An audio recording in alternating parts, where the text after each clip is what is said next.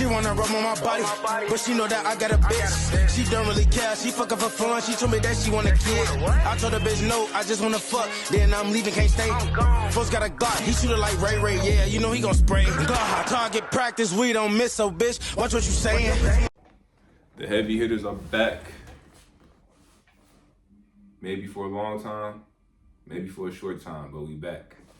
I'm your boy Jay. I'm your boy Amity. And before we get started, we all hope from the heavy hitters to you guys, we hope you had a Merry Christmas and have had a Happy New Year so far. We're 5 days into 2025, and we're still figuring stuff out from 2024. We're trying. But life is lifing, but we're trying to move forward just like the new year. Mm-hmm. But speaking of stuff from last year, we are going to be doing our annual Heavy Hitters Slammy Awards, or the Heavy Hitter Awards, or whatever you want to call them. Just like you guys remember back in the day with WWE, they did Slammy Awards at the end of December, usually I think before Christmas or right around Christmas. So yeah. we wanted to keep that tradition alive. They might not keep it alive, but we're keeping it alive. This is year number 3? Year number 3 of the Heavy Hitters Awards of the year. Man, I've been on this channel for 3 years. Well, Wow. like 2 and some change, but this is the 3rd time we done did it. I can't believe I've been on the channel this long. Man, I thought we were gonna boot you off. No, it's just I've had a lot going on, as you already know. But anywho, enough about the past, enough about our lives. We're gonna get right into it. So we're gonna start with Tag Team of the Year. Now rules do apply. It can be any promotion, any tag team in said different promotion. It's personal opinion on these. So Tag team wrestling is so dead, but if I had to pick a tag team for 2024, it will probably have to be, I'm gonna go with the Judgment Day. okay. I don't really care too much about it. Nobody's really caring about tag team wrestling right now. So, but I'm just going to go with the Judgment. I feel like they have the best tag team year. Okay. Me, I'm jumping over to AEW for this one. I'm going to say it's the Young Bucks, because I'll admit that even with their character change, how they went from being the baby faces to being the disgruntled heels at first because they couldn't get a win, to kind of exercising their EVP roles in like a character type of way, you know, like we're EVPs, we can do what we want. But I mean, not only that, but I mean, it backed up in their wrestling. I mean, they put on match after match, and there was not a dull moment in any of the matches. And they actually, believe it or not, won the IWGP tag titles in New Japan this past night at Wrestle Dynasty. So, but they've been the one true consistency that I've seen, and there's never been a bad match in my opinion, and they carried the AEW tag team division when needed. They know when to step back and let their tag team shine, like they've been letting Private Party do their thing since they lost to them, and they carried the division when they needed it the most. So for my opinion, it's the Young Bucks. I respect it. I've never been a big Bucks fan. Never. But I respect it. Understandable. So next up, we got OMG Moment of the Year. Huh. That's a good one. I'm gonna go with.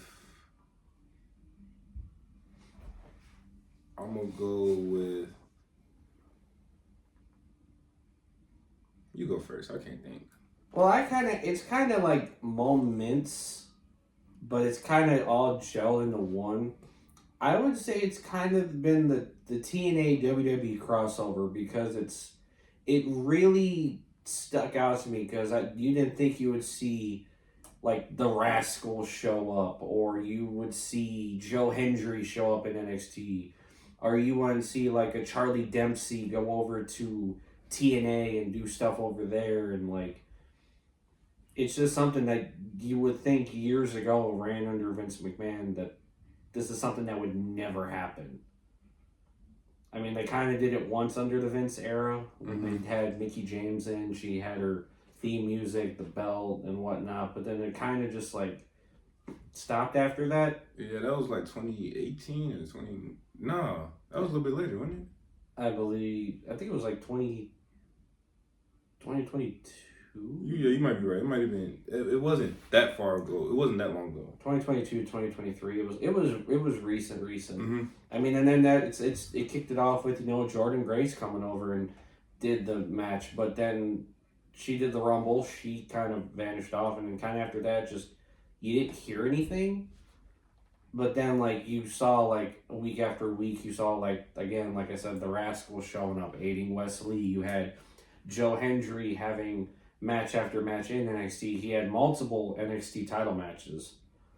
And, like I said, that's just something years ago you want to think would happen in WWE, them working with another promotion. I mean, I could go into it bigger and say, Nakamura going over and doing pro wrestling, Noah, AJ Styles going over and doing it. Carl Anderson going over for Wrestle Kingdom that 1 year after being signed to WWE, and they still let him go and do it. Mm-hmm. So, like, it's been... You can tell WWE is more open to the idea. I mean, they even talked about bringing back Evolve. That's even in the books. Yeah. So... I'm going to go... my OMG moment, I'm going to go with, like, the last, like, 5 minutes of the Cody and Roman match. When all the, Cena came down and Rock came down. Oh, the all hell breaking loose. Yeah, that was just like, that was like, what the, that was probably my OMG moment. It just got me hyped. I felt like a little kid again. I see Rock, see Cena, see Undertaker. It brought me back to like, little 8-year-old me. Understandable. So with that, we'll segue into, I mean, you kind of gave away what my next choice was going to be for this next category. But next up is Match of the Year. And, I mean, to piggyback off of what he said, I mean, Cody and Roman at WrestleMania 40. I mean, it was dubbed the biggest WrestleMania of the year. And in my opinion, it did not disappoint. I mean, Roman was going in being champion for 1,316 days. Greatness on another level. Like the longest title reign in the current era. Like I say, of all time, in the modern era. For the past 30 years or whatever they said. And you had this unstoppable force coming in who hadn't really lost a match since 2019. Although Jay Uso pinned him at Money in the Bank. Money in the Bank, that's what it was, and whatnot. And here you have Cody on the redemption arc. Went in, won the Rumble last year, went to WrestleMania 39, main evented there, lost, and kind of scratched and clawed his way back. Had the match with Dominic, had the matches with Brock, and just did what he needed to do. And a year later, the man was champion. And like I said, there wasn't a dull moment in the match. You had Seth come back, in the Shield gear, got his butt whooped royally. Had Cena come back, bald spot and all. Why you be doing my boy like that? Every time you mention Cena, why you always talk about the ball spot? Because you might not see him, but you see the ball spot. He trying to comb it over and do his thing with it, man. Shout out to my boy Cena, man. Gave me one of my favorite titles, probably my favorite title of all time. I mean, I'm gonna give Cena props. I mean, he's one of the best. Yeah, going into his farewell tour. But you take shots at my boy. I'm just taking shots at this bald spot. I'm not taking shots at him. I know, bro, but. Come on, man. He old. He's like 40. He's damn near 50, bro. Speaking of 40 and 50, and then even The Undertaker, he popped up. And that was very last minute, too. He was in the box, and they're like, hey, we need you to do a spot. He goes out, does his thing, leaves, as if he totally wasn't there. That's hilarious. Oh, yeah. I think that was one of the most epic ends to a WrestleMania main event in the history of WrestleMania main events. So, I mean, I agree with, like I said, that's match of the year for me. I might agree with you on that. Just because of just everything that the match itself, minus all the extra stuff at the end, the match was great in itself. But once you start adding John Cena, The Undertaker, and The Rock, Seth Rollins, and all, it made it like It became like less of a match, and it became more of like a drama series. Yeah, like something like that. So yeah, I agree with you, bro, 100%. So that's my match of the year for you. I know I was agreeing with you. That was match of the year. Okay. Next up, we'll go Return of the Year. I'm already knowing that this is going to go in two different directions. For mine, and this may be me being a little biased because I was at said show. For me, I'm going to go MJF, Double or Nothing, this past year. Because we really went into he was champion for a year, lost it to Samoa Joe, Cole backstabbed him, and then during this time we also didn't know, was he going to renew, was he not going to renew, was he going to go off to WWE, was he just going to do his own thing? We had no idea going in. Nah, we know. And going into the show, I didn't think he was showing up. And then ironically, and here's where the seeds were kind of planted, where I was starting to hear something. It was during the pre-show. I had to go use the bathroom or whatever. And there's a whole bunch of wrestling fans in there. They're doing what they need to do before they get to the show. And someone was like, yeah, I heard MJF's backstage. And I'm like, wait, what? Like, I didn't hear nothing. I mean, there were rumors that he was like in Arizona and all this other stuff. But like, we didn't know what was going on. And then after the Roderick Strong Will Ospreay match, which was really good in my opinion, Adam Cole came out, and I'm like, okay, now this is starting to get a little too like, okay, Cole's out here, he's kind of promo. I feel like there's something coming. And then the music cut out. They do the video package and everything. You hear the music that he used at Double or Nothing the year before. You see them pan to his suit, all his accomplishments. You see the picture, he holds up one half of a picture of Adam Cole, holds up the other half, it's got MJF. Then his music hits, and that crowd just erupted. Yeah, it's crazy, because we thought he was going to be the babyface. He was for a short time, and then when they did their match in December, it was the exact opposite. What the hell happened? Like, what? Just everything got shifted. I mean, I could sit here and say, like, I mean, it's not Return of the Year, but I could say, like, if you want to also look at it like a comeback of the year kind of aspect, I mean, props to Adam Cole with that. I mean, the man shattered his ankle jumping off of a step.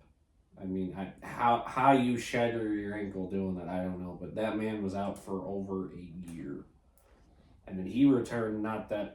He returned a couple months after that, but yeah, I mean, because he is kind of he's a small guy, so it's like. I didn't think he was going to shatter his ankle, but that's just me. Yeah, I mean. But my Return of the Year, MJF.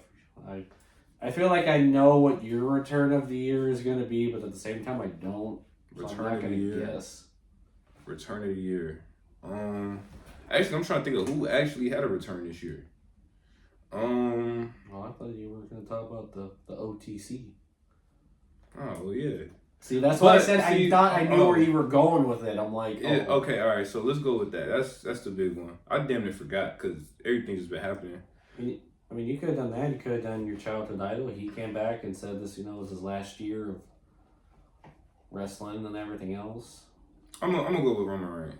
Okay. I'm gonna go with Roman Reigns because John Cena. I mean, cool. Like, I really want him to sit his ass down. But so you gonna tell me you don't want to get one more year of him? I mean, no, I'm cool, but like. It's over with. Like, I think when it comes to, and this is where we disagree. Like, you're one of those people you want to see people get one last match, one last title run, one last whatever. I respect it, but me, when I see some of my favorite people can't do what they like, Undertaker. I said Undertaker, like, I don't want to see him wrestle no more. Like, nah. But I'm gonna go with the OTC. Now. I was watching. Maybe you were watching this together. Maybe we weren't. What was it? SummerSlam. No. Okay. I think we both had some stuff going on. All right, cool. Well, I was watching SummerSlam, and I kind of had a feeling in my gut that our tribal chief was coming back, and when his new theme song hit, I was like, oh no, this is pretty tough. So he came out, he beat down Solo. And, he helped Cody retain the title. Well, not trying to cut you off, but the theme song technically wasn't new. it was used at Mania. It's the WrestleMania theme song, right? Which everyone begged the question. They were going in, they're like, okay, whenever Roman would have his babyface run, what music would he use? Because you can't really use the music he had because it was more of like final boss, tribal chief kind of thing. So it's like, what were they gonna do? Some were like, oh, they'll just do a refurbished theme that he had before he was a babyface, and I'm like, please don't do that. So when I heard that music hit, I'm like, okay. I'm like, the first thing I thought was, man, they didn't ruin it. That's what I was happy for, because I'm like, if you gave him this terrible theme music as a babyface, it's gonna ruin. And he's the biggest star in the company, so he kind of needs the best music in the company. So yeah, I gotta go with the OTC. I'm a big fan of the Tribal Chief. I've been a big fan of the Tribal Chief. I was a fan of Roman Reigns before he even became the Tribal Chief. I always thought he was underrated. I felt like his booking was just egregious. Yeah, the GOAT of this generation. For any of you little kids who's gonna tell me Roman Reigns is better than John Cena, I'll slap the hell out of all y'all. But I kind of respect it a little bit. But go ahead, gang. I mean, it is crazy to see that the man who literally had this. Correct me if I'm wrong, but wasn't it like an 18-month feud with Corbin? Because I felt like that man got thrown to Baron Corbin for like 18 months straight or something. He was in this egregiously long feud with Corbin. It was a long time, and for some reason they thought people liked it, so I guess they kept going with it, even though nobody liked it and nobody cared for it. And then the thing with the dog food, it's hard to believe a man who had that long of a feud with Corbin that resulted in dog food ended up becoming the original Tribal Chief, the final boss. No one. I mean, especially me, I didn't see that coming. I mean, the dramatic shift. But, I mean, it's up there. Let's see, what else can we do? Here's the most obvious one. Men and women superstar of the year. This is tough, 'cause I got two options. You want me to go first? You want to go first? I can go first. I mean, I'm already wearing my answer on my shirt, so.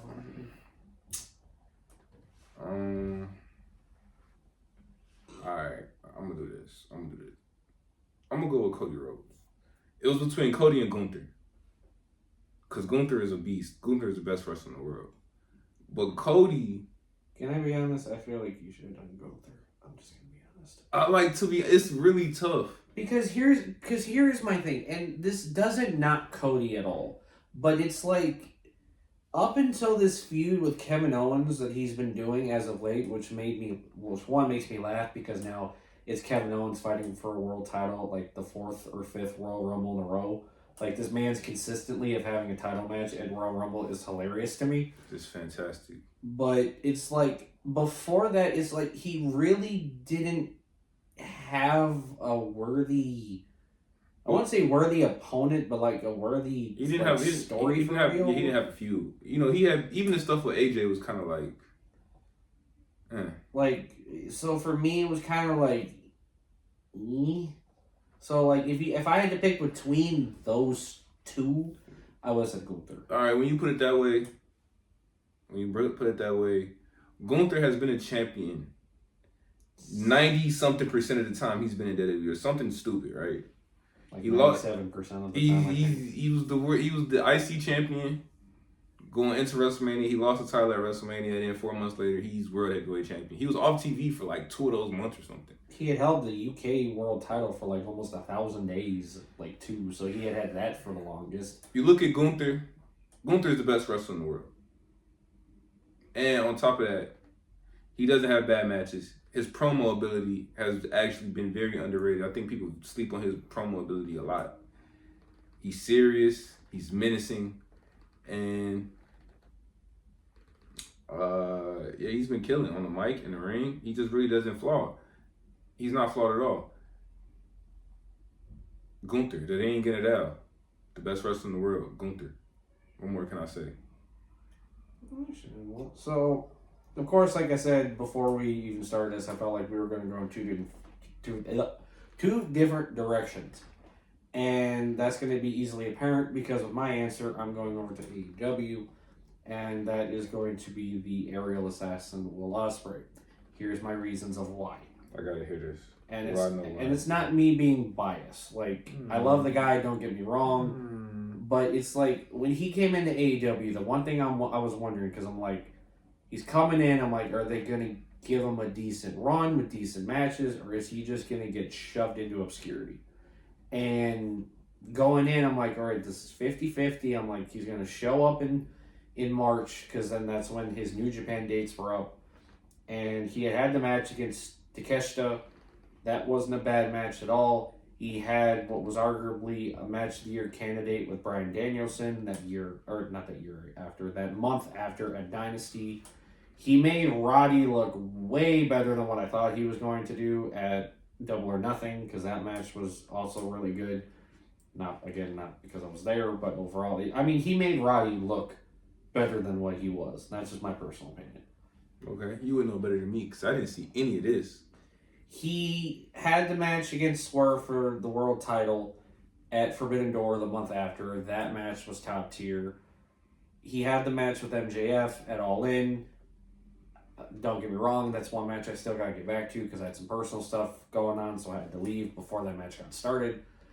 But that match, from the tail end of what I caught, was real good. His match with Fletcher, or no, not his match with Fletcher, it was his match with Takeshita and Ricochet. That match was real good. And everything else, he made Ricochet look good. He made Takeshita look... When Takeshita got the win, it made him look stronger than what it was. So you're saying all these matches that he was in, he made all these other guys look good. I mean, he got wins too. I mean, he got... No, but what I'm saying is, you're saying the match was good because he was in it with those guys. And if those guys weren't in the match with him, they'd be dog shit. That's what you're saying. I mean, yes and no. I mean, there's certain guys that, like, Swerve was already on a dominant run as it was with the world title. I think you're giving Will Ospreay a lot of credit. So, but, like, with Roddy, it's like, for those that have seen him in AEW, and for those who saw him in NXT and the main roster for that short while in that Survivor Series, he's not a bad wrestler. He's a good wrestler. He's a good wrestler. Can't talk for nothing on the mic. Still cannot. No. Well, Ospreay not really all that good either, though. But, well, I mean, again, that's up for debate, and that's up for general opinion. This isn't going to turn into Amity going off again like he did last year. We're trying to change. I'm trying to be less of. But I was worried he was going to have stinker matches. I was worried he wasn't going to get the push he deserves, and I was also worried that he was going to get pushed too fast. And his run so far this year alone has shown that it's not... I mean, he's getting opportunities, but it's not like a Motor City Machine Gun situation where he gets the title within 3 weeks. Like, that wasn't the case at all. Like, it took him... granted, he got it 3 months later, or 2 months later, but it was kind of spaced out. He worked his way through the rankings. He won matches. It's not like, okay, he shows up 1 week, had a match the next week, got the title the week after. Like, that wasn't the case. Yeah, but it takes 6 finishers for him to beat somebody. Again, not for general opinion. But in my opinion, like I said, Will Ospreay is male superstar of the year. Female superstar of the year is the next one. I feel like this would be an easy one for me. I mean, no woman really even comes close to her. But low key... Well, clarify if this is an AEW women's wrestler or WWE women's wrestler. Well, no, because there is someone in AEW during her specific character gimmick and title run you were rocking with. So. I mean, I do, but come on, she's not touching her, though. Alright, then who is it? It's Rhea Ripley. Rhea Bloody Ripley, the only woman shirt I have in my closet. That I believe you got like 2 weeks ago. I just got it. Like, literally. Rhea Bloody Ripley, come on now. She's better than every woman at everything. She's a better talker. She has more presence. She has more aura. She has it all. She's better than most dudes. Didn't she beat up most dudes too? She can beat up most dudes. Understandable, and I agree with you. In my opinion, again, I'm going wide left with this situation. I debated between these two women's wrestlers over there, but I've made my decision on a one. I'm gonna say Toni Storm. Reason being is she's the one women's wrestler that I believe got that division I wouldn't say rejuvenated, but she made it better. She was the bright spot. She was the bright spot within the division. And, I mean, you didn't know what to expect with her matches and everything. And two, just the overall gimmick, like, it easily gave me, like, that Marilyn Monroe vibe, which I think that's what they were going for in all legitimacy. Mm-hmm. And it was just unique. Like, that's a character you really haven't seen in current day wrestling in, like, a long time. I've never seen a character like that, ever. Exactly. Shout out to AEW for that. So, it was one of a kind. And like I said, she never had... It was one of those things, too, where I don't think she ever had a bad match. And, I mean, it came full circle when she brought in the likes of Mariah May, and the student that she took under her wing ended up being the same woman that dethroned her. And Toni Storm built her up. And look at where she's at now. She's AEW Women's Champion. She's coming into her own, and she's doing her thing. So, I mean, not only did Toni Storm deliver a great character and decent matches, but she also built up a star that is a current day champion within AEW. So. Facts. But I'm not gonna lie to you, bro. I like Toni Storm. No woman compares to mommy in wrestling at all. I respect it, though. I understand. What's our next? I'm trying to think, because I'm trying to... We got LOL moments. We got WTF moments. We got stuff like that. Most extreme moment. You know, you're the lead, so I'm just here, bro. I think we'll conclude it with one more, because I also just realized how long this video has ended up becoming. Oh, okay. So, I'm going to say, and this is me just coming up with one off the dome, but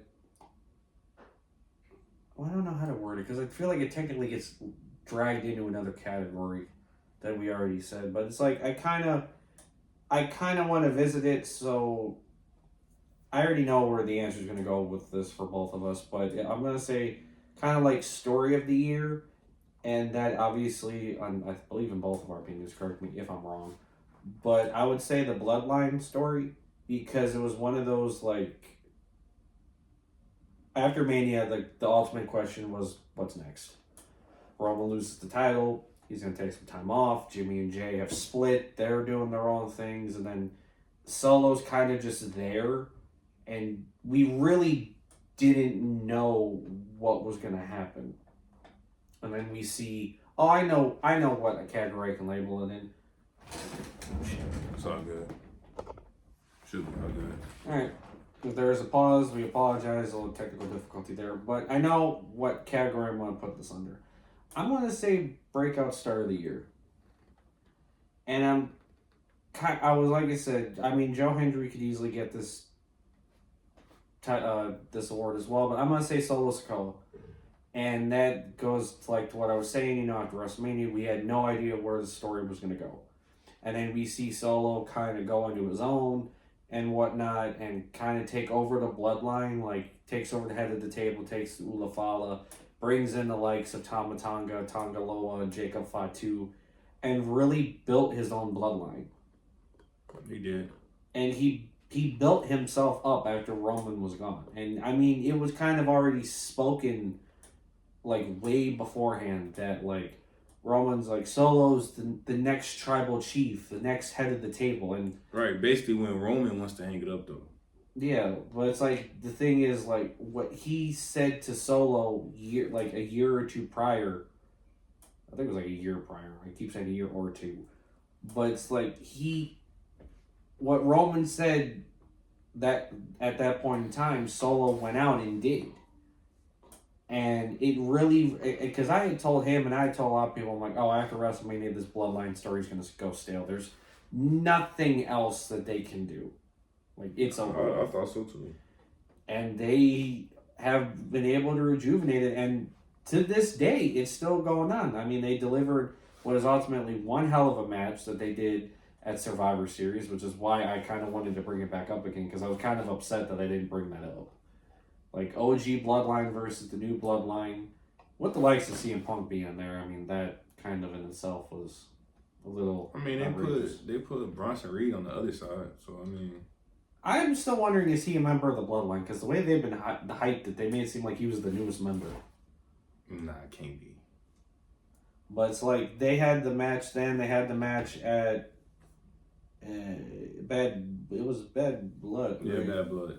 They had it where... It was Cody and Roman? Or no. Crown Jewel. Where they did Roman and the Usos. The 6-man, yeah. Versus Solo, Tama, and Jacob Fatu. Roman got obliterated in that match. He did. And then Solo got obliterated the month after. Which I thought that was, like, smooth sailing. Like, that was deserved. But like I said, overall, you could put it as the story of the year again. You could put Solo as the breakout star of the year. Like, it's one of those, like, a lot of people thought the Bloodline story was over with, but nope, still going. 4 years strong, I think now, 3, 4. We're going, 4 years. Depending on how this thing go, it could be 5, come like August or something. So, yeah. And I'll say very fast too, if you want to go WTF moment of the year, this wasn't really like anything we saw on television, but just kind of the announcement of Raw going to Netflix. I never thought in my head they were going to a streaming service like that, like to televise their live shows. Like, I get it, like having stuff on Peacock after it's been televised, so you're going through a streaming service to see it, but seeing that live television, like Raw's live episodes going forward are going to be on Netflix, I really was like, WTF. I'm like, I didn't expect this. Nobody did. Because everybody was talking about USA and Fox and everything and else. Warner Brothers, all that type of stuff. Which I was actually like, that would have been kind of funny if they would have ended up on Warner Brothers, but it didn't. They ended up getting more money from Netflix. Well, believe it or not, I think it's in Canada. Like, I think it's like Collision or something is actually being televised on Fox now, apparently. Or, no, not Fox, USA in Canada. So not only is Canada getting SmackDown on USA, but they're also getting Collision on USA. So, Are people watching Collision? Yeah, what little people watch Collision? I mean, we know people really aren't watching Dynamite like that, but Collision? They already canceled Rampage. No, they're going into their deal with Warner Brothers and everything being on Max and everything else. So, if 2024 is showing us anything, 2025 is going to be very, very interesting. It is. Hopefully AEW has a good year this year. We didn't mention really anything about AEW this year, about any awards. I think you gave Ospreay something. I know I did. I mean, I gave the Tag Team of the Year to the Bucks. I gave male and female superstar to Tony Storm and Will Ospreay. Match of the year. I mean, I'm not gonna sit here and say that there wasn't a match from AEW that could have been in that category. I mean, I'm gonna say this very fast, but I say the Danielson and Will Ospreay match at Dynasty that delivered, and then the match that Danielson had against Swerve at All In. That's easily up there. The MJF Will Ospreay match at All In was also real good. So, I mean, AEW had matches of the year. The only reason why I went with Cody and Roman is, like I said, there was a lot of things. It was like people returning, people showing up, people adding to the story, the whole thing going into it. But, I mean, AEW has had its matches too. They did Bryan Danielson's retirement tour as a full-time wrestler the right way, in my opinion. So, all right, you gave match of the year to Roman and Cody, but you just had to, like, throw in the fact that, I mean, you sat here and said I didn't really include AEW for real. I mean, I easily could have done with every award we did. I could have said what was my WWE match of the year and what was my AEW match of the year, what my WWE superstar of the year is, and what my AEW superstar. I wasn't going to do none of that because that would have just took too long. I just know the best wrestler in the world right now is going through the biggest superstar in the world right now is Roman Reigns. And that's how we going to do that, man. But we've taken up enough of you guys' time. Like I said, it's 2025, new year. New segue on the channel. Like I said, you'll probably see two of us for a while. Our boy Marl's still doing his thing and what he needs to do. But if he were here, he'd say he loves y'all, he misses y'all, and he'll be back when he's back. And there'll be a new chapter, new go, and our schedule should be going well. And we'll be getting this channel back to the promised land we had it before Mania this past year. That's the goal. Yeah, just stick around, y'all. We gonna get together. So stay on the ride with us, stick with us on this journey, and you won't regret it. But nonetheless, I'm your boy Amity. Money making Jen, we out.